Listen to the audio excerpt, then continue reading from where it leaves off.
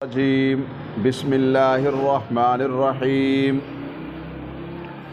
سورۃ انزلناها وفرضناها وانزلنا فیها آیات بینات لعلکم تذکرون۔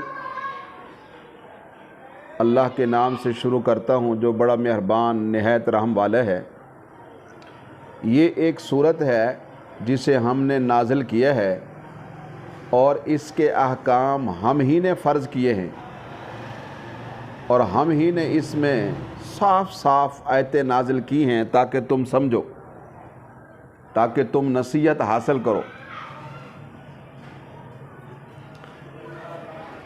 وہ احکام یہ ہیں: الزانیۃ والزانی، بدکار مرد اور بدکار عورت، فجلدوا کل واحد منہما مئۃ جلدہ، پس دونوں میں سے ہر ایک کو 100 درے مارو، کوڑے مارو۔ لا تأخذکم بہما ولا تأخذکم بہما رأفۃ فی دین اللہ، اور تمہیں اللہ کے معاملے میں ان پر ذرا بھی رحم نہیں آنا چاہیے۔ ان کنتم تؤمنون باللہ والیوم الآخر، اگر تم اللہ پر اور قیامت کے دن پر ایمان رکھتے ہو۔ وَلْيَشْهَدْ عَذَابَهُمَا طَائِفَةٌ مِّنَ الْمُؤْمِنِينَ، اور ان کی سزا کے وقت مسلمانوں کی ایک جماعت کو حاضر رہنا چاہیے۔ الزانی لا ينکح الا زانیة او مشرکة والزانیة لا ينکحها الا زان او مشرک، بدکار مرد سوائے بدکار عورت یا مشرکہ کے نکاح نہیں کرے گا، اور بدکار عورت سوائے بدکار مرد یا مشرک کے اس کے ساتھ کوئی اور نکاح نہیں کرے گا۔ وَحُرِّمَ ذَلِكَ عَلَى الْمُؤْمِنِينَ، اور ایمان والوں پر یہ حرام کیا گیا ہے۔ یہ سورہ نور کی ابتدائی 3 آیات مبارکہ ہیں۔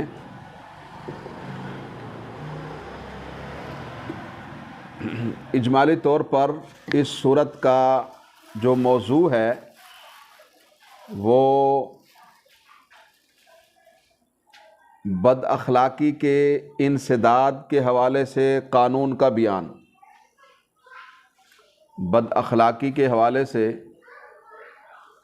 بد اخلاقی کے انسداد کے اور اس کے خاتمے کے حوالے سے جو قانون ہے اسلام میں، اس کو بیان کیا گیا ہے۔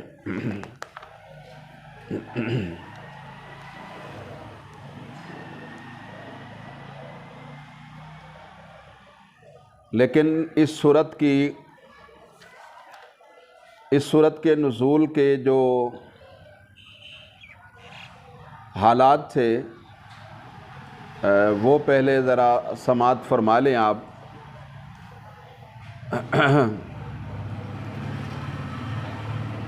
تو یہ کل کے درس میں عرض کیا تھا کہ مشرکین نے، یہود و نصارہ نے، اور وہ لوگ جو اس انتظار میں تھے کہ دیکھیں اسلام پھیلتا پھولتا ہے، ترقی کرتا ہے یا شکست کھاتا ہے، تو پھر ہم دیکھیں گے کہ کس کا ساتھ دینا ہے کس کا نہیں، مشرکین کا دینا ہے یا مسلمانوں کا۔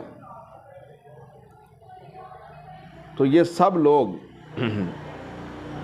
جب شکست کھا گئے میدانوں میں، تو پھر انہوں نے مختلف طرح سے خطرناک فتنے اٹھانا شروع کر دیے اور مسلمانوں کی عزتوں کو پامال کرنا شروع کر دی، اور یہ چاہا کہ مسلمان آپس میں لڑیں اور مسلمانوں پر بے جا باتیں کی تاکہ ان کی توجہ دین کی خدمت سے ہٹ جائے۔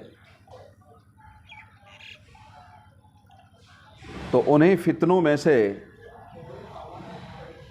ایک فتنہ حضرت عائشہ صدیقہ رضی اللہ تعالی عنہا پر तोहमत का फितना भी था। इसका वाक़या ख़ुद उन्हीं की ज़ुबानी आप सुने तो सूरत हाल सामने आएगी।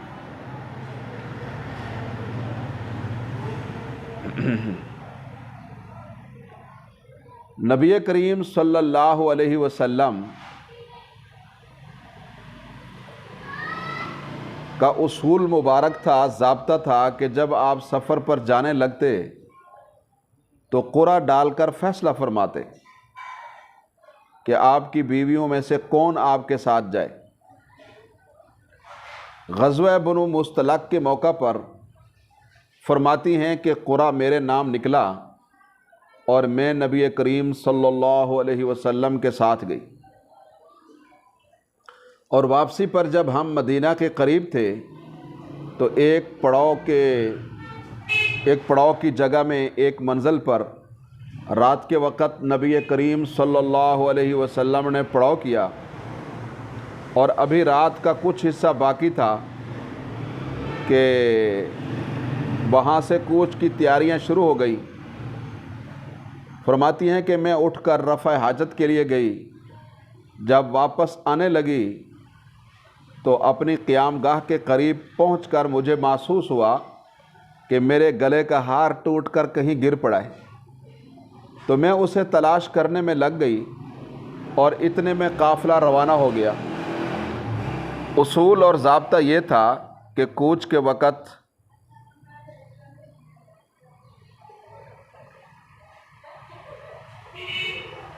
अपने हौदज और कजावे में बैठ जाती थी, यानी जब काफ़िला कूच करता तो अम्मा आयशा अपने कजावे में और हौदज के अंदर बैठ जाती थी और दो चार आदमी उसे उठाकर ऊँट पर रख देते थे, यानी हर तरफ से एक एक आदमी, तो इस तरह चार आदमी उठाकर रख देते थे। फरमाती हैं कि हम औरतें उस ज़माने में ग़िज़ा की कमी की वजह से बहुत हल्की फुल्की थी, वज़न ज़्यादा नहीं था। तो मेरा हौदज उठाते वक़्त लोगों को ये महसूस ही नहीं हुआ कि मैं इसके अंदर हूँ, मैं इसके अंदर नहीं हूँ। तो वो बेखबरी में खाली हौदज उठाकर ऊँट पर रख कर वो रवाना हो गए, क्योंकि वज़न का तो उन्हें एहसास ही नहीं हुआ कि वज़न था ही नहीं उस ज़माने में।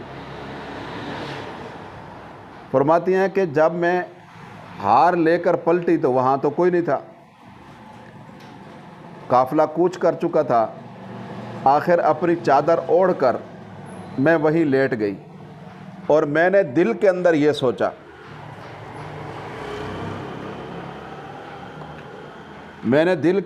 सोचा कि आगे जाकर जब नबी करीम सल्लल्लाहु अलैहि वसल्लम मुझे नहीं पाएंगे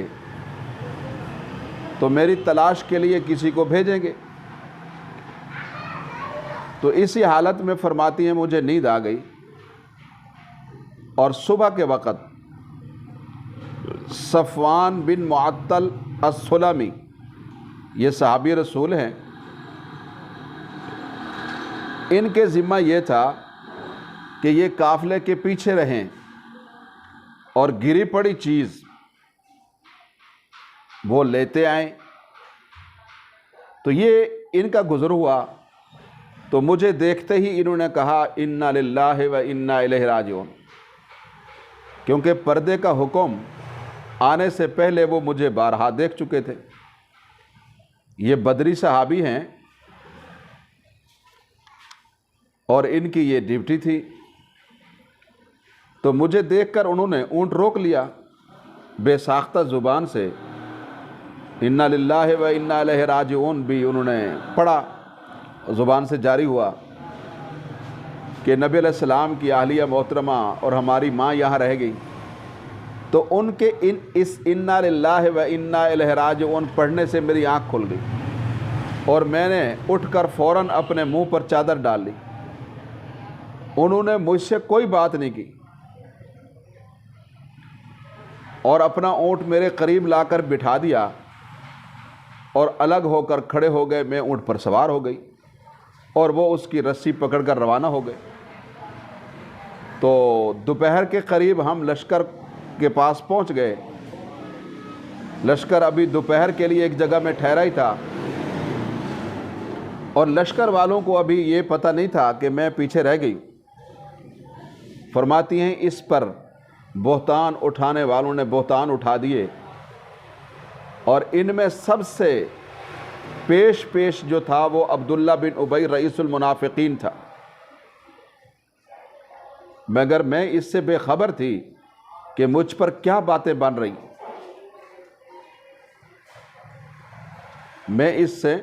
मैं खबर थी कि इस हवाले से मेरे ऊपर क्या क्या बातें की जा रही हैं।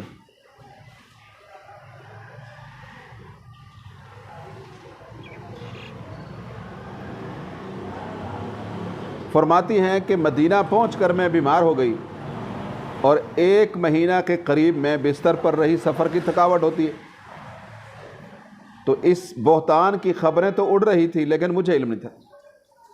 नबी करीम सल्लल्लाहु अलैहि वसल्लम के कानों तक ये बात भी पहुंच गई थी, मगर मुझे कतान इल्म नहीं था। अलबत्ता जो चीज़ मुझे खटकती थी उन दिनों में वो ये कि नबी करीम सल्लल्लाहु अलैहि वसल्लम की वो तवज्जो मेरी तरफ नहीं थी जो बीमारी के ज़माने में हुआ करती थी।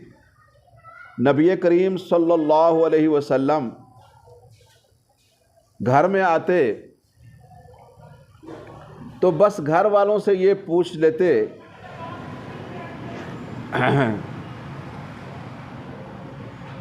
या मुझसे पूछ लेते कैफा तीकुम के कैसी हो, और कोई ज़्यादा शफ़क़त से मोहब्बत से ज़्यादा बातें ना फरमाते। तो इससे मुझे शुबा होता कि कोई बात है ज़रूर। तो बिल आखिर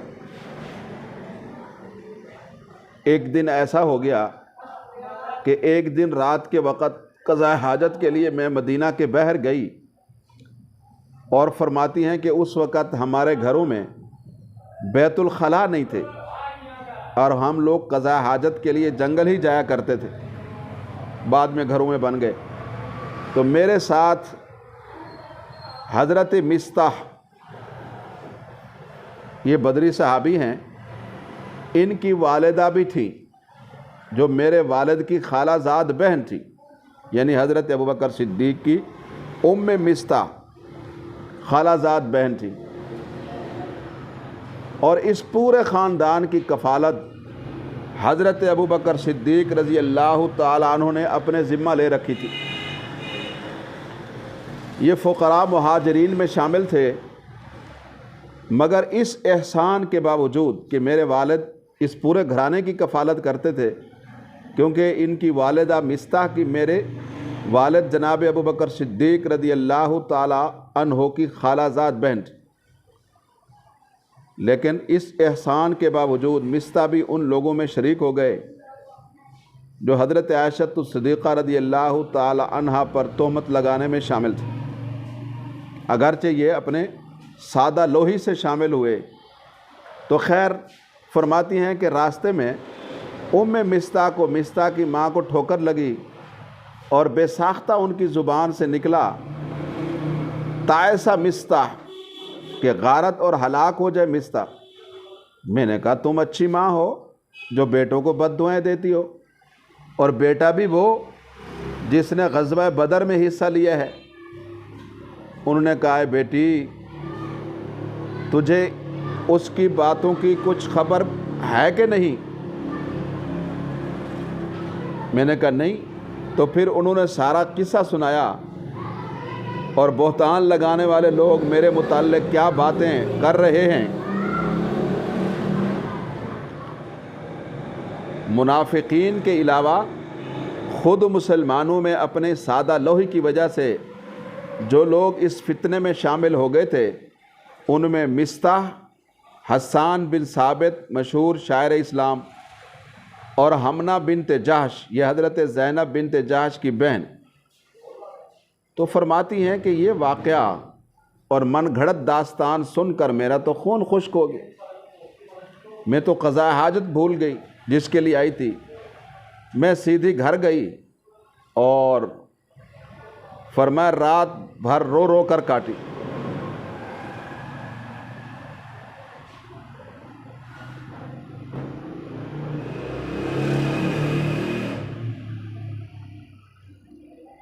فرماتی ہے میرے پیچھے نبی کریم صلی اللہ علیہ وسلم نے حضرت علی اور حضرت اسامہ بن زید کو بلایا اور ان سے مشورہ طلب کیا. تو حضرت اسامہ نے میرے حق میں کلمہ خیر کہا اور عرض کیا یا رسول اللہ صلی اللہ علیہ وسلم، بھلائی کے سوا ہم نے اپنی ماں میں کوئی چیز نہیں پائی، یہ سب کچھ جھوٹ، باطل اور کذب ہے جو اڑایا جا رہا ہے. حضرت علی رضی اللہ تعالیٰ عنہ یہ سوچنے لگے کہ نبی علیہ السلام کو تکلیف نہ ہو، آپ بہت تکلیف میں ہیں. تو انہوں نے کہا کہ حضرت آپ اگر تحقیق اس حوالے سے کرنا چاہیں تو خدمتگار لونڈی کو بلا کر پوچھ لیں، حضرت بریرہ رضی اللہ تعالیٰ عنہ کو. وہ ام عائشہ کی خادمہ تھی، اور زیادہ اگر آپ پریشان ہیں تو آپ کو عورتوں کی تو کمی نہیں، تو آپ دوسری بیوی کر لیں. تو خیر حضرت بریرہ کو بلایا گیا. حضرت علی کی یہ رائے نہیں مانی نبی علیہ السلام نے دوسری بیوی کرنے کی. حضرت بریرہ کو بلایا گیا اور پوچھا گیا تو انہوں نے کہا حضرت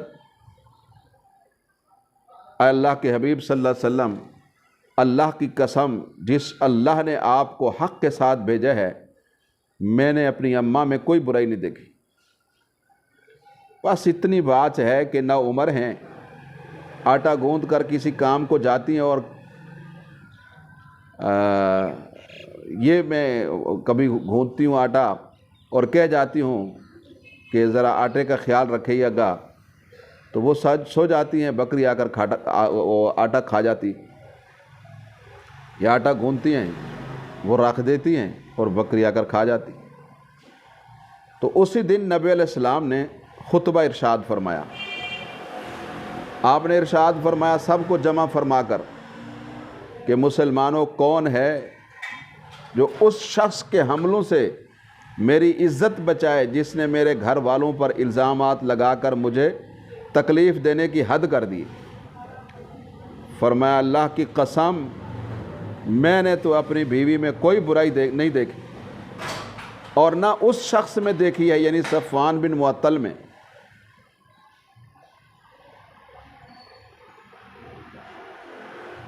کہ جس کے متعلق تہمت لگائی جاتی ہے. فرمایا وہ تو کبھی میری غیر موجودگی میں میرے گھر آئے بھی نہیں. اس پر حضرت اسید بن حضیر نے اٹھ کر کہا کہ یا رسول اللہ صلی اللہ علیہ وسلم، اگر وہ ہمارے قبیلے کا آدمی ہے تو ہم اس کی گردن مار دیں گے. یہ قبیلہ اوس کے تھے. اور اگر ہمارے بھائیوں خزرج میں سے ہے، یہ بھی انصار کی ایک شاخ تھی، تو آپ حکم دیں، ہم تعمیل کے لیے حاضر ہیں. تو یہ سنتے ہی سعد بن عبادہ جو رئیس خزرج تھے وہ کھڑے ہو گئے اور کہنے لگے اے اسید تم جھوٹ کہتے ہو، تم ہرگز اسے نہیں مار سکتے، یعنی ہمارے قبیلے کے آدمی، اور تم اس کی گردن مارنے کا نام صرف اس لیے لے رہے ہو کہ وہ خزرج میں سے ہے، یعنی عبداللہ بن ابی. اگر وہ تمہارے قبیلے کا آدمی ہوتا تو تم کبھی یہ نہ کہتے کہ اس کی گردن مار دیں گے. تو اسید بن حضیر نے کہا حضرت سعد بن عبادہ بہت نہایت مخلص صالح مسلمانوں میں سے تھے، نبی علیہ السلام سے گہری عقیدت اور محبت رکھتے تھے، اور مدینہ میں جن لوگوں کے ذریعے اسلام پھیلا تھا ان میں یہ نمایاں سردار تھے. ان سب خوبیوں کے باوجود اس موقع پر ان کے اندر قومی حمیت جو ہے وہ آ گئی، اور یہ نہیں آنی چاہیے. اسلامی تعلیمات اس کی نفی کرتی.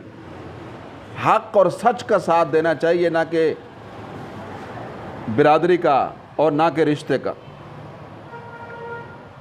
تو اس دن خیر انہوں نے کہہ دیا کہ الیوم یوم الملحمہ، آج لڑائی کا دن ہے. تو ٹھیک نہیں کہا انہوں نے. تو اس پر حضرت اسید بن حضیر نے کہا کہ اے سعد بن عبادہ لگتا ہے تم منافق ہو، اس لیے تم منافقوں کی حمایت کر رہے. تو پھر مسجد نبوی میں ہنگامہ بپا ہو گیا، حالانکہ نبی کریم صلی اللہ علیہ وسلم تشریف رکھتے تھے. قریب تھا کہ اوس اور خزرج مسجد میں لڑ پڑتے. مگر نبی کریم صلی اللہ علیہ وسلم نے ان کو ٹھنڈا کیا اور پھر ممبر سے نیچے تشریف لے۔ باقی جہاں یہ واقعہ آئے گا ہم وہاں انشاءاللہ یہ تفصیل سے بھی مزید عرض کریں گے۔ یہ صرف میں نے عرض کیا کہ جب انہوں نے میدانوں میں شکست کھائی تو کس طرح سے ان لوگوں نے مسلمانوں کو ایذائیں دینا شروع کی۔ اللہ تعالیٰ نے حضرت عائشہ صدیقہ رضی اللہ تعالیٰ عنہ کی اس صورت میں برات نازل کی۔ لیکن میں جو عرض کرنا چاہ رہا ہوں وہ یہ ہے کہ کن حالات میں یہ صورت نازل ہوئی۔ عبداللہ بن ابی رئیس المنافقین نے یہ تہمت لگا کر بیک وقت کئی شکار کرنے کی کوشش کی۔ ایک طرف اس نے نبی علیہ السلام پر حملہ کیا، آپ کی عزت پر حملہ کیا، اور دوسری طرف وہ سمجھتا تھا، سمجھیے بات کو، وہ یہ سمجھتا تھا آپ کی ازواج اور بھی تھیں، لیکن اس نے حضرت عائشہ کا انتخاب ایک گہری سوچ اور سازش کے تحت کیا۔ اسے معلوم تھا کہ نبی علیہ السلام کے بعد دین کی باغ ڈور تو حضرت ابوبکر صدیق سنبھالنے والے ہیں، تو اس طرح اس نے نبی علیہ السلام اور حضرت ابوبکر صدیق دونوں ہستیوں کی عزت پر حملہ کیا تاکہ لوگ بد ظن ہوں اور اسلام کے قریب نہ آئیں۔ اور اس نے یہ کوشش بھی کی کہ مسلمانوں کے بلند ترین اخلاقی وقار کو گرانے کی کوشش کی۔ یہ تصور ہی نہیں تھا اس گھرانے سے۔ اور تیسرا اس نے یہ بھی کوشش کی کہ اس کے ذریعے سے اسلام کے پیروکار وہ آپس میں لڑ پڑیں گے، مہاجرین انصار، اور خود انصار بھی لڑ پڑیں گے آپس میں۔ لیکن اسلام نے تو ان کی کایا پلٹی ہوئی تھی، اور اللہ کا کلام نازل ہو رہا تھا، اللہ کی طرف سے برات آ گئی، اور ان کے بلند کردار اور بلند ہو گئے، اور مسلمان مزید باہم شیر و شکر ہو گئے۔ تو یہ تھے وہ حالات جن میں گویا کہ سورہ نور نازل ہوئی، اور اسی طرح ہر سورت کے نزول کے کچھ حالات ہیں، اس کا ایک مخصوص پس منظر ہے، تو اسی کو نگاہ میں رکھیں گے، اور پھر انشاءاللہ العزیز درس بدرس سبقاً اس کو پڑھتے جائیں گے، تاکہ یہ احکام جو اسلام کی حکمتیں ان میں پوشیدہ ہیں وہ ہمیں اچھی طرح سمجھ آ جائے۔ منافقین مسلمانوں کو اس میدان میں شکست دینا چاہتے تھے جو ان کی برتری کا اصل میدان تھا، وہ اخلاقی برتری تھی، یہ اصل میدان تھا۔ تو اللہ تعالیٰ نے فرمایا کہ مسلمانوں کے اخلاق کو تو بہت بلند جنگیں پہلے ہوئیں، مسلح جنگیں ہوئیں، لیکن جب اخلاقیات کی جنگ ہوئی تو پھر اس میں بھی مسلمان فاتح ٹھہرے۔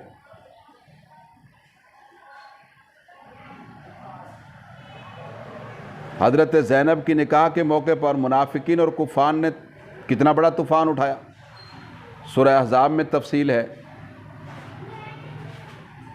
تو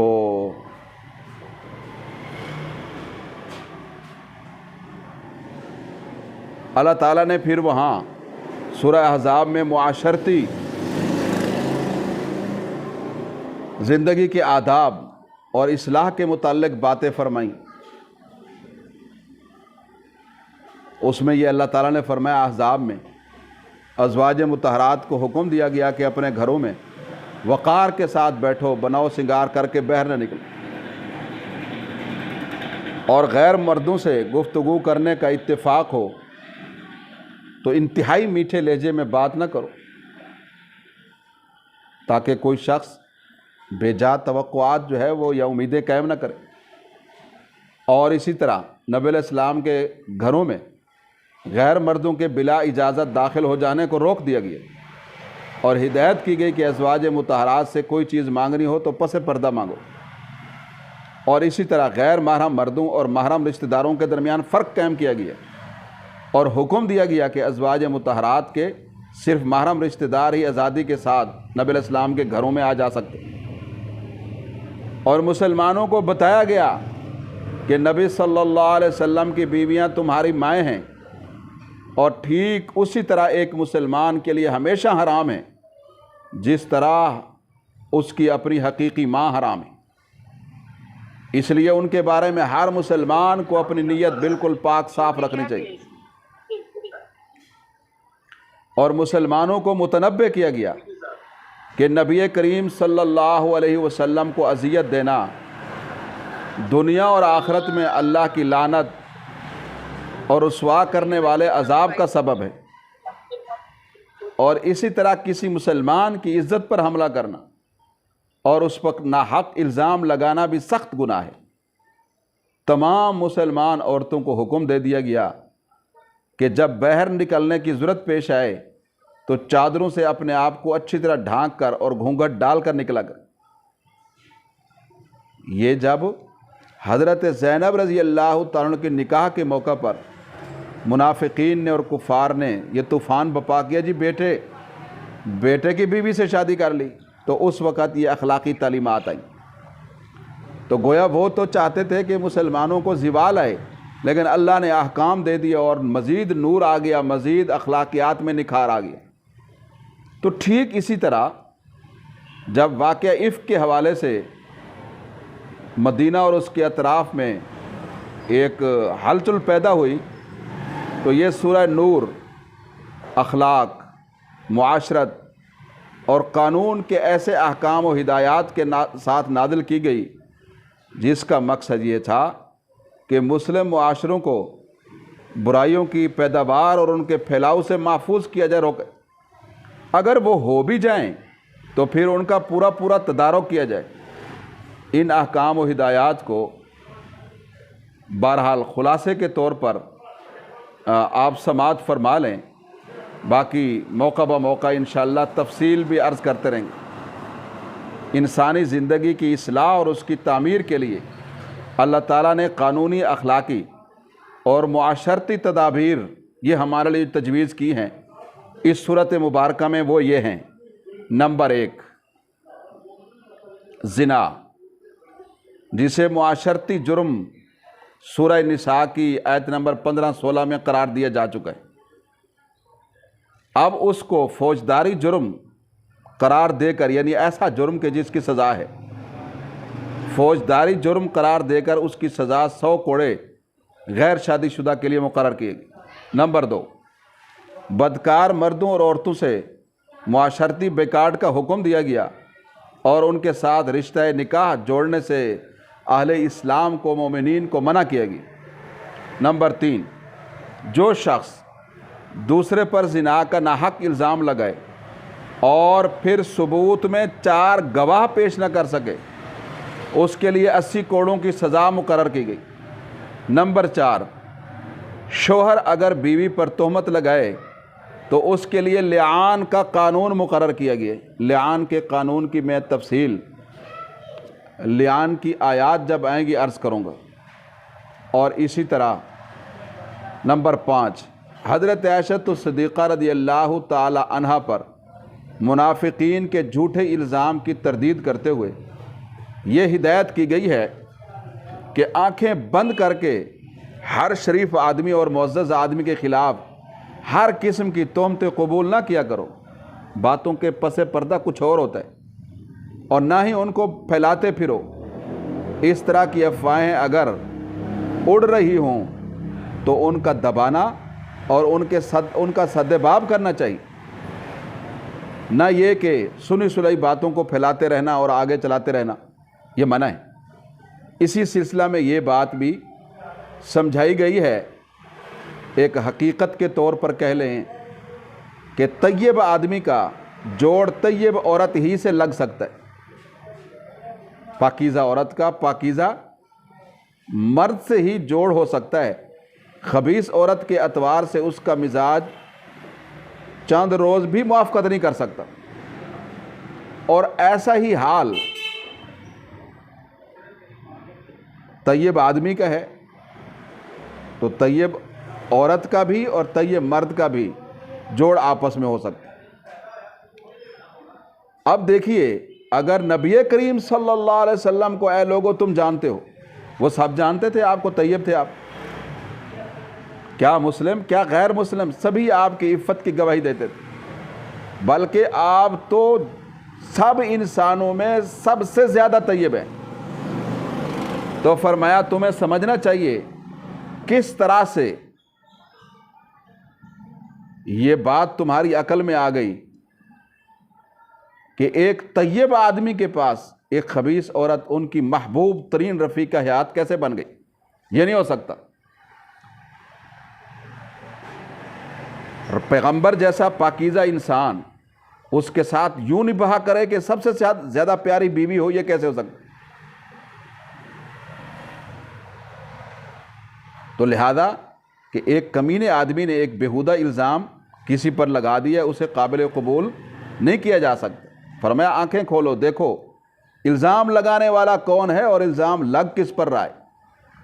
نمبر 6، جو لوگ بیہودہ خبریں اور بری افواہیں پھیلائیں اور مسلم معاشرے میں فواحش کا اور فحش کا گویا کہ اس کو رواج دینے کی کوشش کریں، تو ان کے متعلق بتایا گیا کہ وہ سزا کے مستحق ہیں۔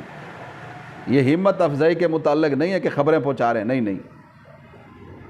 اور یہ اصول مقرر کیا گیا کہ مسلم معاشرے میں اجتماعی تعلقات کی بنیاد باہمی حسن ظن کی بنیاد پر ہونی چاہیے۔ ہر شخص کو بے گناہ سمجھا جائے جب تک کہ اس کے گناہ گار ہونے کا شرعی ثبوت نہ ملے۔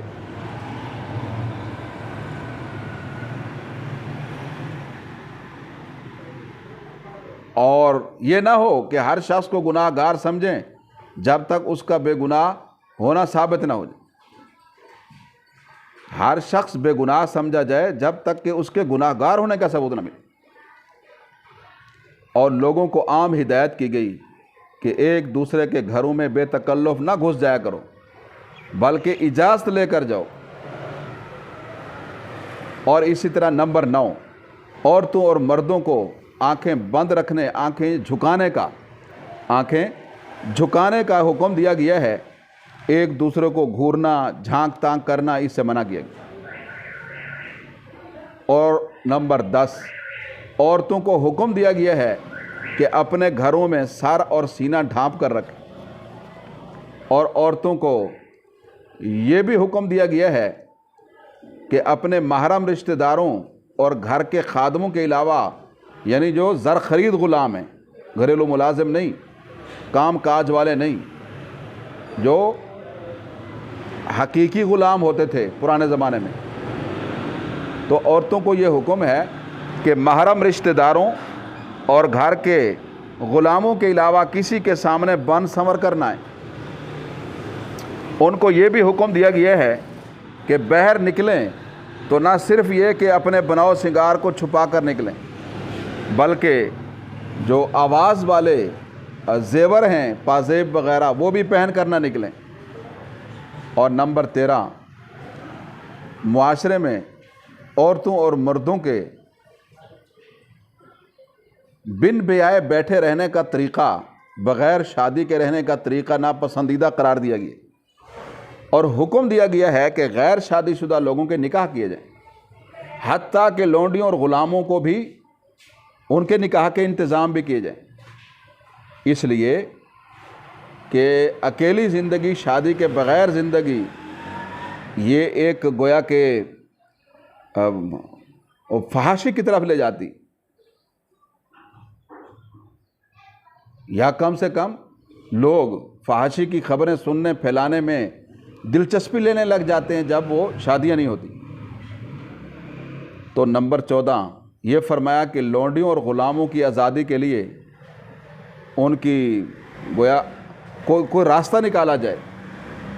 مالکوں کے علاوہ دوسروں کو بھی حکم دیا کہ چلو تم ہی مالداروں ان غلاموں اور لونڈیوں کے مالکوں کو پیسہ دے کر ان کو आज़ादी दिलवाओ,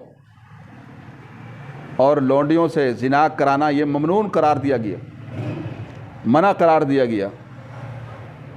अरब में ये पेशा लौंडियों से कराने का रिवाज था, और ये अब्दुल्ला बिन उबई रईसुल मुनाफिकीन खबीस करता था।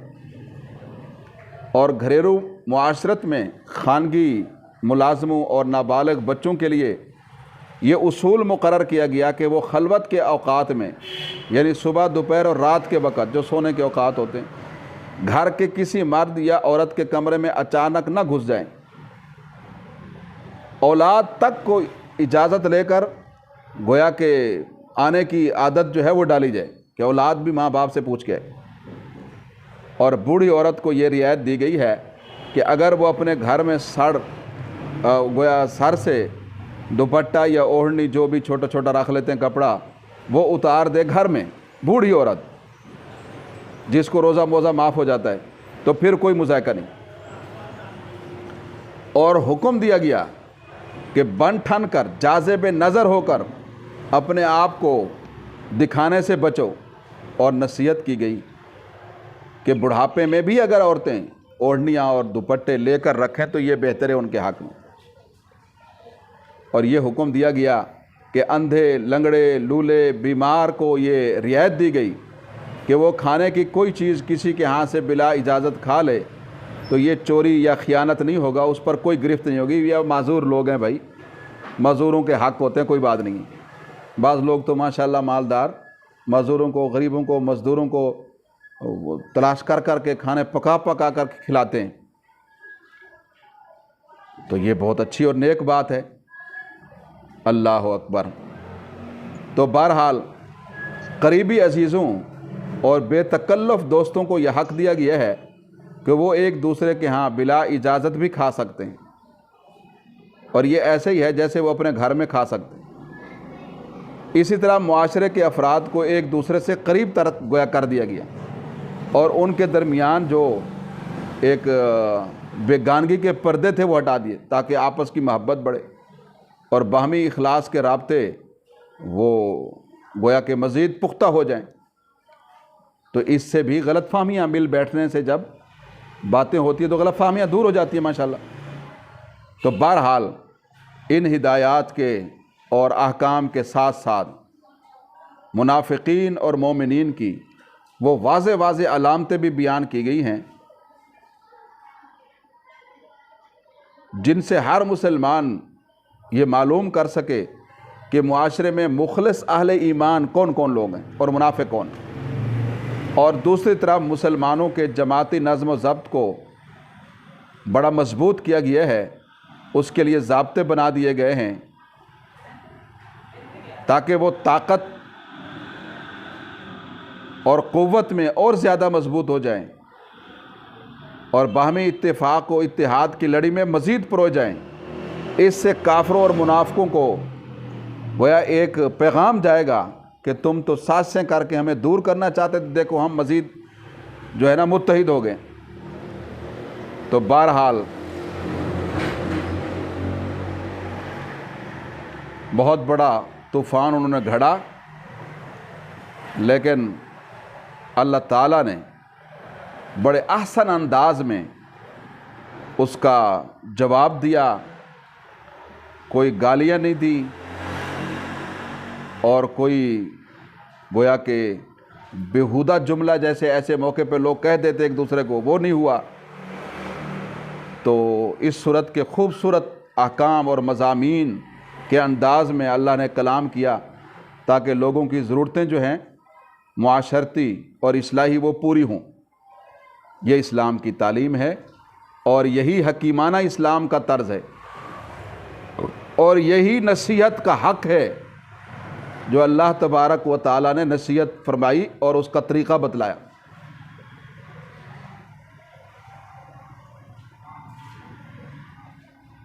तो अब इंशाअल्लाहुल अज़ीज़ बाकायदा सूरत के अहकाम कल के दर्स से शुरू करेंगे।